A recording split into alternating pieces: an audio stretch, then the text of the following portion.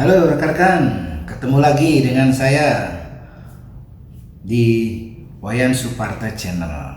Oke, hari ini saya ingin sharing ya, sekedar sharing dengan rekan-rekan mengenai situasi saat ini. Oke, sebelum lanjut, silahkan channel ini di subscribe, kemudian klik tanda lonceng yang berada di pojok kanan bawah. Oke, kita ngopi dulu.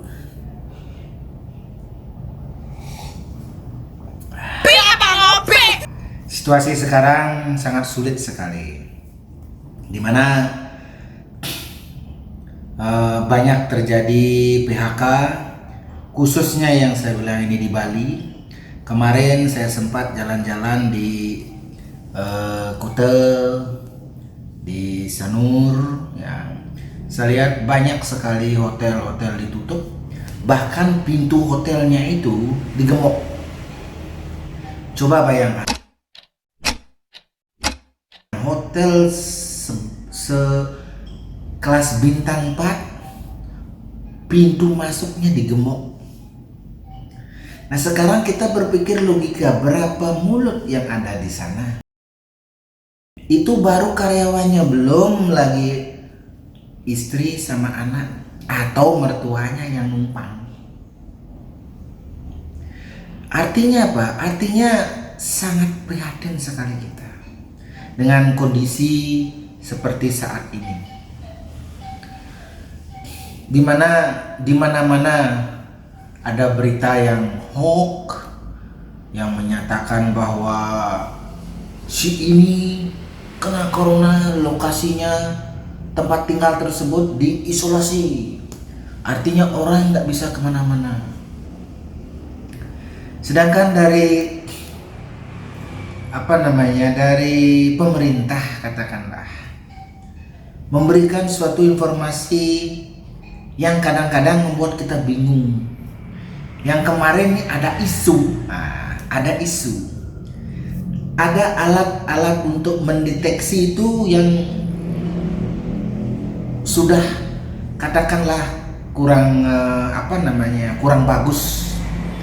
Mungkin saja si tenaga medisnya lupa mengecek. Nah, tahu-tahu alat itu mengatakan bahwa kondisinya semua istilahnya panasnya tinggi. Jadinya apa? Jadinya kan kacau. Jangankan petugas itu, sampai aparat semuanya jadi bingung. Nah, biar tidak terjadi hal-hal seperti itu lagi, alangkah bagusnya suatu alat pendeteksi panas itu, misalnya akurasinya itu setiap 3 minggu sekali dicek atau bila perlu diganti. Kenapa? Karena itu sangat penting sekali dan sangat berarti sekali bagi orang-orang yang betul-betul mau istilahnya keluar kemanapun, mau dicek, tahu-tahu dia sehat nggak apa-apa, baru dicek kena gini, nah tahu alatnya yang nggak beres. Nah biar nggak seperti itu.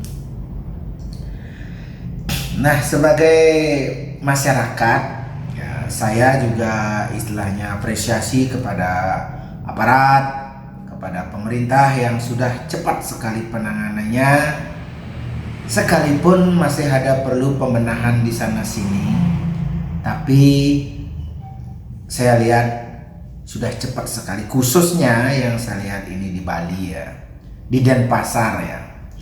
Apalagi sekarang saat ini di Denpasar situasinya sedang PKM ya, itu pembatasan kegiatan masyarakat, di mana di wilayah kota Denpasar itu dibatasi orang yang datang dan keluar Denpasar. Nah, saya dengar-dengar isu ini ya, yang katanya mau mengenolkan COVID-19 di Denpasar. Ini sudah ada penyembuhan ya, sudah ada pasien yang terdampak itu sudah mau sembuh. Nah sekarang untuk mengenolkan itu maka dilakukan PKM. Itu katanya ya, saya sebagai masyarakat ya mendengar berita itu ya, ada yang bilang A, ada yang bilang B, kan begitu ya. Jadinya saya turut senang juga kalau memang betul dan pasar ini bebas dari COVID-19. Jadi kita sebagai masyarakat juga termasuk saya ya harus mentaati dan mengikuti himbauan dan aturan pemerintah agar kita semua selamat. Nah, tujuannya adalah ekonomi kembali bisa aktif, bisa hidup. Nah, seperti sekarang pasar kemarin saya sempat ke ke Sukawati.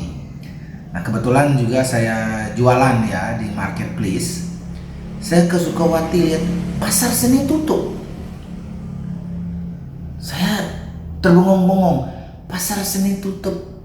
Berarti dari level yang paling bawah sekali, pengrajin-pengrajin itu yang mengandalkan harian lah, dari katakanlah dia mengamplas barang seni tersebut ya, mengamplas dari kasar dulu ya. Nah, sekarang mau dibawa kemana? Ini ada teman saya juga, dia pengrajin juga. Barangnya itu sudah mau diekspor. Katakan jumlahnya dia bilang itu 3 kontainer. Begitu datang COVID, cancel semua. Nah, begitu cancel apa yang terjadi? Barang itu numpuk, nggak dibayar. Apakah bisa ini selesai dalam 2 bulan, 3 bulan? Saya rasa enggak. Kenapa? Karena begini, menurut saya bukan ahli. Ahlinya ahli, intinya inti, dan core of the core. Tapi analisa saya pribadi sebagai orang yang bukan ahli. Begini, katakan orang Itali. Orang Itali kan banyak juga melancong ke Bali. Kemudian kita berpikir di sini, katakan informasi yang saya dengar bulan depan atau 2 bulan lagi hotel dibuka.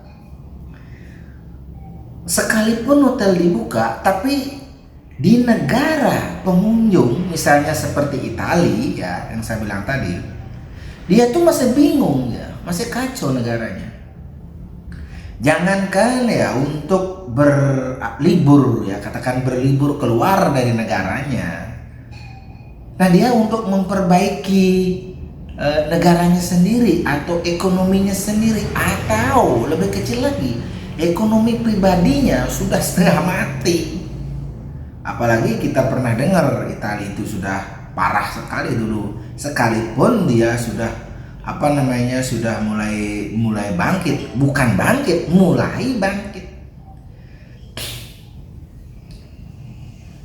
Kita di sini khusus di Bali mengandalkan pariwisata. Berarti kita mengandalkan orang Italia itu ke sini 2 bulan 3 bulan, impossible menurut saya yang bukan ahli. Ahlinya ahli, intinya inti, dan core of the core. Nah, terus bagaimana Pak ya? Nah, saya kemarin sharing sama teman juga yang di pariwisata. Nah, di sini kita bisa bergerak atau mencoba suatu bisnis yang yang bersifat online. Banyak sekali yang bisa kita coba. Misalnya kita bisa mencoba bisnis di marketplace ya, seperti di Lazada, di Shopee, di Tokopedia, Bukalapak, JDID, dan sebagainya. Terus kemarin ada teman yang bilang, kalau saya mau buka bisnis di sana, apa yang saya jual? Nah, itu kembalikan ke diri kita sendiri. Kita bisa apa? Kan begitu, ya kan? Sederhananya begini, kita mau mendapatkan sesuatu dari apa? Dari jasa Apa dari ahlinya kita? Atau dari bakat kita? Banyak sekali cara. Misalnya kalau kita kerja di hotel, misalnya kita juru masak, kita bisa buat masakan, ya. Masakan apa? Masakan yang digemari sama anak muda. Ya, masakan yang KW lah, katakan begitu. Misalnya begini, kenapa saya bilang KW itu begini. Misalnya kita mau jual bistik ya. Misalnya harga bistik itu kalau di restoran harganya bisa sampai jutaan, katakanlah begitu ya. Dan besarnya bisa setebal gini ya, setebal gini katakanlah gitu dagingnya. Nah, bisa kita split dia. Kita split dia. Istilahnya iris tipis ya. Gas tipis-tipis, iris tipis dia. Nah, dengan harga yang masuk di kantong anak muda. Saya yakin pasti orang suka.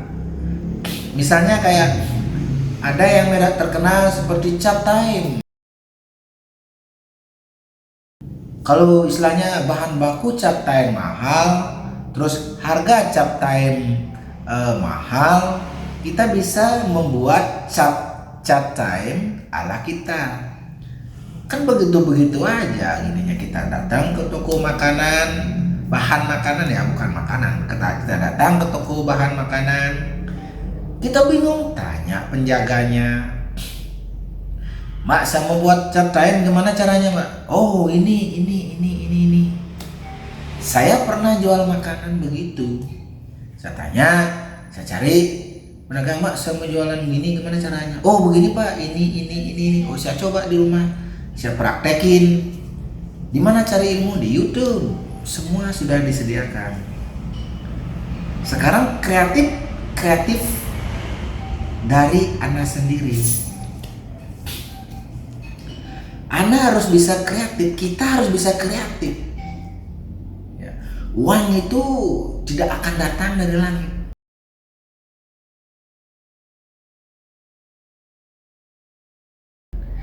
Setiap hari pun Anda duduk sembahyang, tidak akan datang uang dari langit tanpa kita berusaha. Menurut saya, kita harus usaha. Ya kan? Masalah hasil jangan dipikirkan dulu, yang penting usaha. Kita berusaha semaksimal mungkin, kita bekerja keras, dan kita akan mendapatkan hasil. Good job. Menurut saya begitu.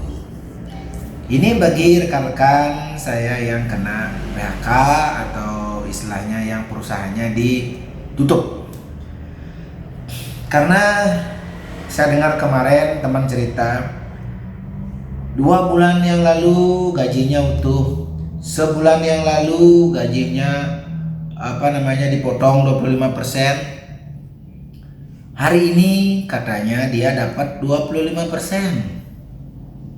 Bulan depan katanya nggak dapat. Nah, kalau nggak dapat kita makan apa? Bingung kan? Apa dimakan? Nah, kita punya tangan, kaki, dan pikiran. Pakai ilmu ATM. Amati, tiru, dan modif. Semua pebisnis, pelaku melakukan sistem ATM itu.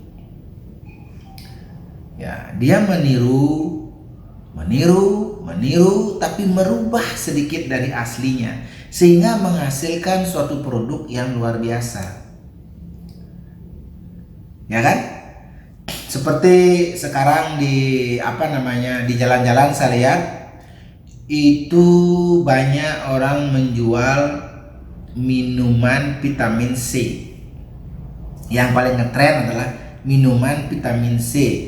Karena ada kondisi seperti corona, maka dijuallah minuman vitamin C. Apa itu? Es jeruk.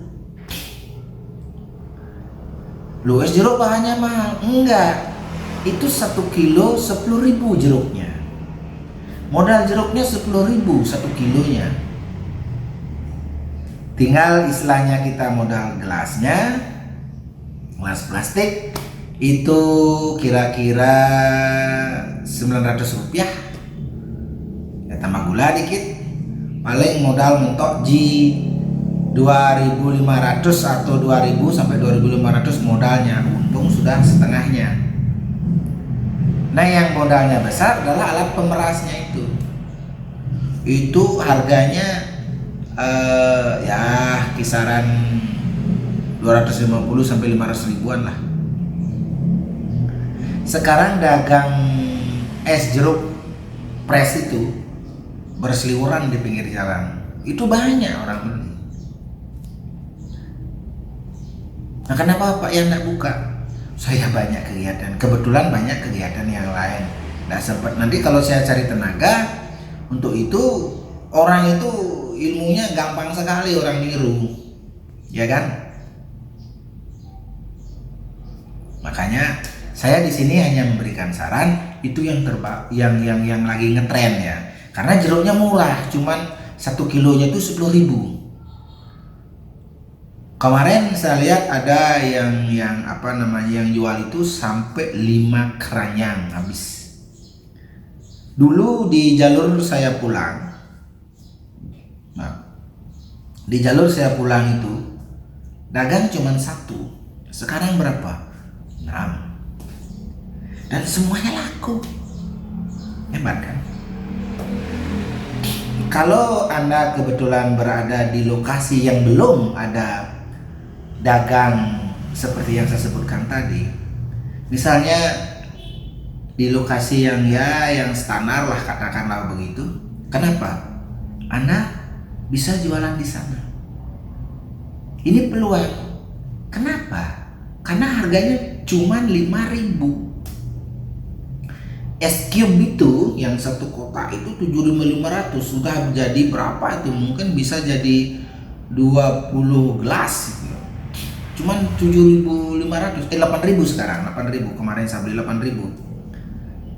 Es cube ada isi beberapa. Itu lagi tren bisnis itu. Anda bisa coba.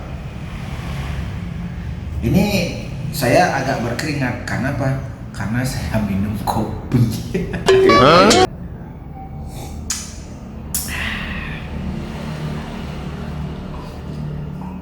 Kalau Anda, ini sedikit promo.